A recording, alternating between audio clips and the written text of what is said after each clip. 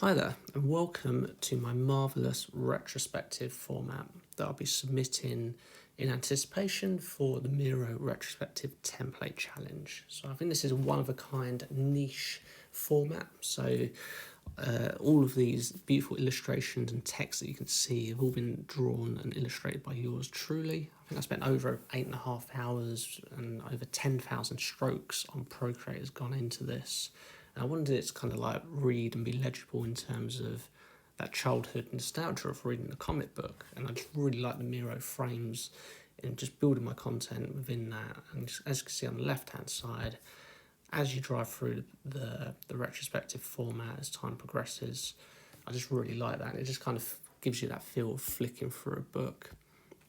Which, speaking of, so if you don't like the sound of my voice, I have also embedded my instructions and facilitation guides in the first frame here for people to refer back to. And again, I really like this this particular functionality where people can just flick through. And I've also included the prime directive, which is awesome for helping establish psychological safety for those of you that haven't come across that before. So turning the first page and getting to our front cover, this is a energizer, an icebreaker that I've developed just to enable participants to find their voice at the outset of the session. So it's a little bit light intensity before we go into something a bit deeper. And in terms of what I'd like participants to do is just have a look at all of my illustrations.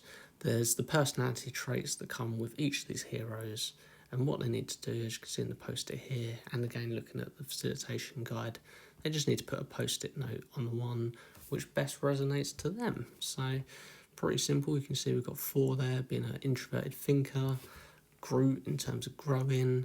We've got the Thing from Fantastic Four, who's overly committed and protective of others. We've got Susan Storm, a colleague of the Thing, who enables barriers and mirrors and just really holds the team together. We've got Spider Pig, so that's where I placed my one, just a little bit of light-hearted fun. We've got the Wolverine, being a bit hot-headed. We've got Loki, being a bit mischievous, and same could be said about Deadpool. So just a little bit of light-hearted fun. Again, it builds a bit of empathy, and we'll see where we're at. But the main purpose is just for people to find their voice at this particular point.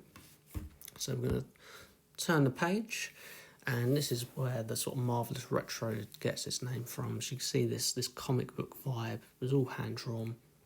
6 visual prompts and questions for participants to really generate some data and insights into their ways of working, and in which is going to help them iterate and inspect and adapt. So let me just talk you through that. So we've got Iron Man. You can see that the left 3 images are on here, so obviously you can see where participants are supposed to put their sticky notes. Same on the right hand side. So far left we've got Iron Man, Mr. Tony Stark. I love you 3000. So what I'd like participants to do is put any sticky notes, just giving credit where it's due. So that'd be our kudos wall, and just giving the recognition for those colleagues and stakeholders who are helping us within the last iteration, release cycle, time box, however your team works. And then beneath Tony, we've got the Spider-Man with his spidey sense going a little bit crazy. And that's just that intuition, telling you about potential dangers or areas of concern for the team to be able to put that in. And then beneath that, we've got the Winter Soldier, Captain America himself, with his shield. What type of blockers or things can the team deflect away? Or for your delivery manager, agile coaches or scrum masters. So what are the potential blockers that we can deflect? And then top right, we've got Wakanda Forever, the Black Panther. Obviously, Wakanda's renowned for its technological powers. Easy for me to say. So, how do we get there? What bridges do we need to cross and build to kind of get to the same sort of cutting state-of-the-art technology and recognition and acclaim? So anything that springs to mind, we're going to be putting in there. Beneath him, we've got Doctor Strange. So in possession of the Time Stone, which will grant the team powers of space and time. So what would they do differently in hindsight? So what do they know now that they didn't know a couple of weeks, a week, a month ago? What would we do differently? And then last but not least, we've got Ant-Man, the smallest superhero of the bunch. In terms of that, like my thinking was around, where can a team split their stories? How can we work in smaller batch sizes? How can we reduce our amount of work in progress? So there'd be some decent suggestions I'd hope to come through there.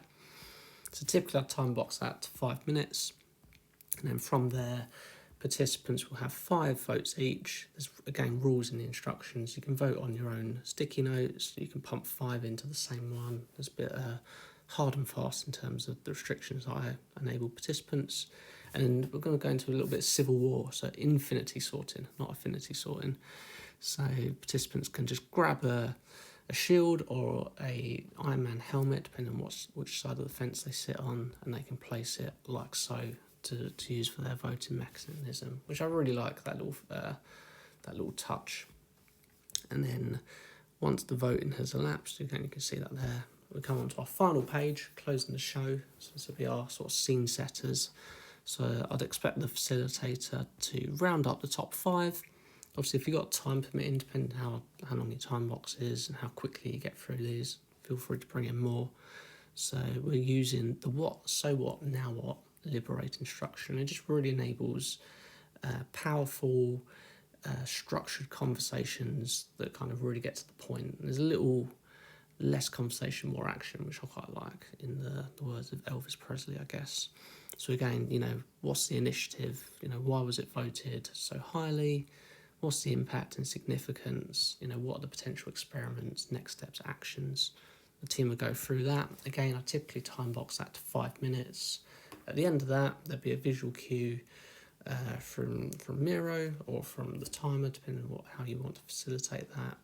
And with the participants, they can put a thumbs up, thumbs down if they want to add an extra minute to carry on the conversation. So once we've got a good 5, 6, 10 experiments to take forward, the last little bit of the retrospective is the return of time invested. So the retro of retros.